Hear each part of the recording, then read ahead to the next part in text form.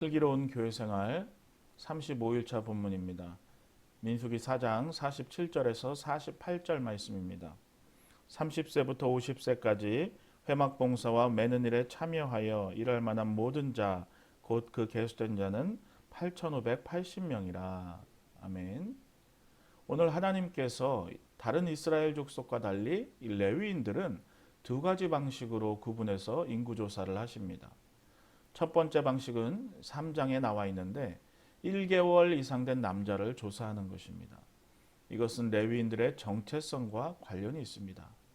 레위인들은 이스라엘의 장자들을 대신해서 온전히 하나님의 소유로 구별된 자들입니다.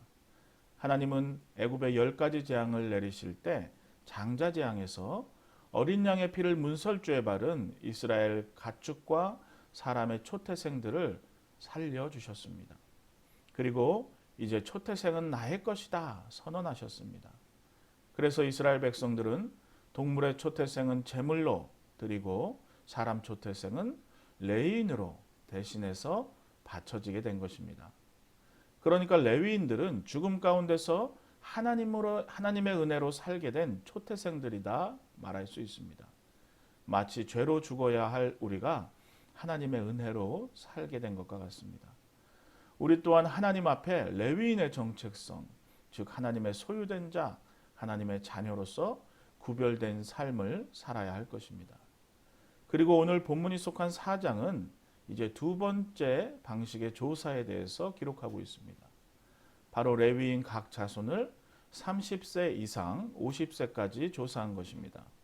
이것은 레위인의 임무와 관련이 있습니다. 하나님은 레위인들에게 제사장을 돕고 하나님의 성막을 맡아서 섬기는 특별한 사명을 주셨습니다.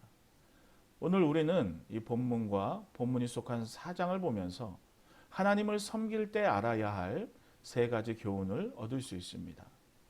첫째는 하나님을 섬길 때 마음을 다하고 힘을 다해야 한다는 것입니다. 민수기 1장에서 이스라엘 군대를 조직하기 위해서 계수할 때는 하나님이 20세 이상으로 싸움에 나갈 만한 자를 계수하라 말씀하셨습니다. 그런데 성막을 섬기는 일은 30세부터 할 수 있게 했습니다. 이것은 무슨 뜻일까요? 젊은 혈기에 하지 말고 신중해야 한다는 것입니다. 그래서 훈련받고 배우고 준비한 다음에 30세가 돼서야 이 일을 하게 하신 것입니다. 또 50세가 되어서 넘어서 힘이 딸리면 여러 성물들을 놓치거나 하면 안 되기 때문에 50세까지만 하도록 규정하셨습니다. 이것을 보면 하나님을 섬기는 일은 가장 베스트한 것, 최선이 필요하다는 것을 알 수 있습니다. 레위인들은 정신적으로, 육체적으로 가장 헌신할 수 있는 때, 가장 베스트인 그때에 최선을 다해 하나님을 섬긴 것입니다. 우리는 하나님을 섬길 때 마음을 다하고 또 힘을 다해서 섬겨야 하는데 남는 시간에 남는 힘으로 하려고 할 때가 있습니다. 그러나 하나님은 그런 섬김을 원하지 않는 것입니다. 최선을 다해서 마음을 다해서 생명을 다해서 하나님을 사랑하고 섬기기를 원하십니다. 우리는 특별히 뽑혀서 하나님을 섬기는 일을 맡은 레위인 같은 사람들입니다. 신중하게 그러나 힘을 다해서 섬기시기를 바랍니다. 두 번째, 하나님을 섬길 때를 분별하되 평생 섬겨야 한다는 것입니다.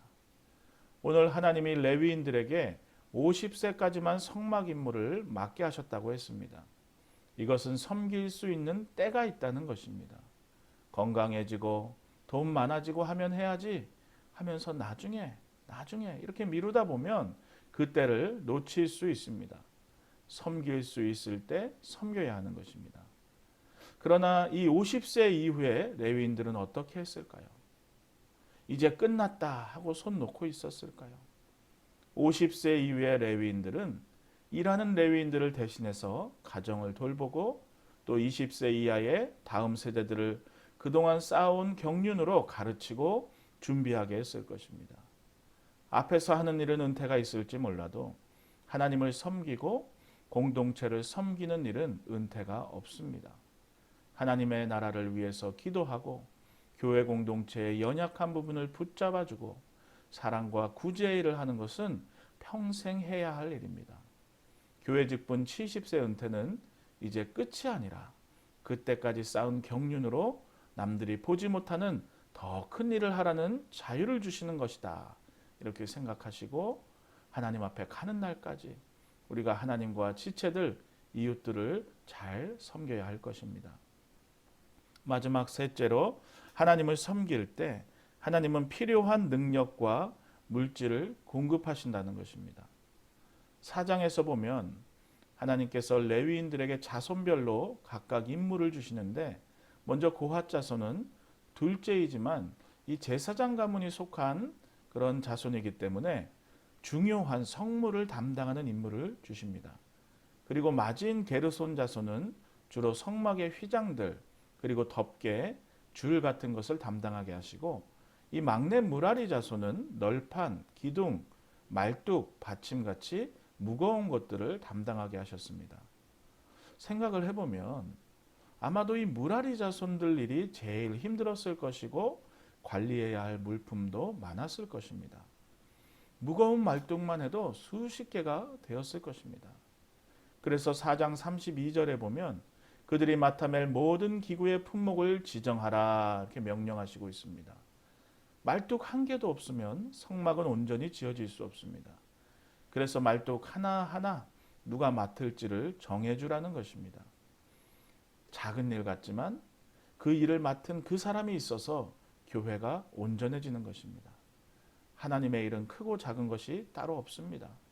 내가 맡은 부분에 충성할 때 교회가 온전해질 수 있습니다. 교사로, 식당 봉사로, 안내로, 차량으로, 꽃꽂이로 그 어떤 작은 일이라도 맡겨진 것이 있다면 충성을 다하셔서 하나님의 나라를 확장시키고 또 교회를 온전하게 세울 수 있기를 바랍니다. 특히 기억할 것은 하나님께서 그 섬김의 어려움을 모두 아시고 채워주신다는 것입니다. 이 힘든 일을 맡은 무라리 종족은 세 종족 중에 가장 많은 인구의 축복을 받았고 또 나중에 봉사에 쓸 도구에서도 다른 종족보다 많은 수레와 소를 나누어 주셔서 일하게 하셨습니다. 그러니까 하나님은 죽어라 일만 시키는 분이 아닙니다. 필요한 능력과 물질을 공급하시는 분입니다. 오늘도 하나님을 섬기며 그 은혜를 경험하시기를 바랍니다. 오늘 30세에서 50세까지의 레위인 8,580명은 레위인 전체 숫자의 3분의 1에 해당합니다. 이들은 가장 좋은 시기에 성막 봉사를 담당했습니다. 그리고 이 봉사에 직접 참여하지 않더라도 젊은이, 어린이들은 성막 봉사를 위해서 훈련받는 시간을 보냈고 은퇴한 사람들은 가정을 돌보고 아이들을 양육하고 다스리는 일들을 했을 것입니다. 이렇게 레위인은 하나님을 섬기는 특별한 임무를 부여받고 평생을 하나님을 섬겼습니다. 우리 또한 레위인처럼 하나님을 섬기는 임무를 평생의 사명으로 가진 성도임을 명심하시고 항상 하나님을 섬기시는 저와 여러분 되시기를 축원합니다. 하나님, 오늘 주신 말씀대로 하나님을 섬기는 일에 더욱 열심을 내고 할 수 있을 때 섬길 수 있는 분별력을 주시옵소서. 나중으로 미루려는 나약함을 버리게 하시고 맡겨주신 사명에 충성을 다해서 우리 교회를 온전히 세워가게 해 주시옵소서. 오늘도 이 코로나라는 어려운 상황 가운데 기도의 자리를 지키며 은혜의 보좌 앞으로 나가는 성도들에게 때를 따라 돕는 은혜를 주시옵소서. 예수님의 이름으로 기도합니다. 아멘. 35일차 기도 제목을 보시고 기도하시고 또 각자의 기도 제목을 놓고 기도하시기를 바랍니다.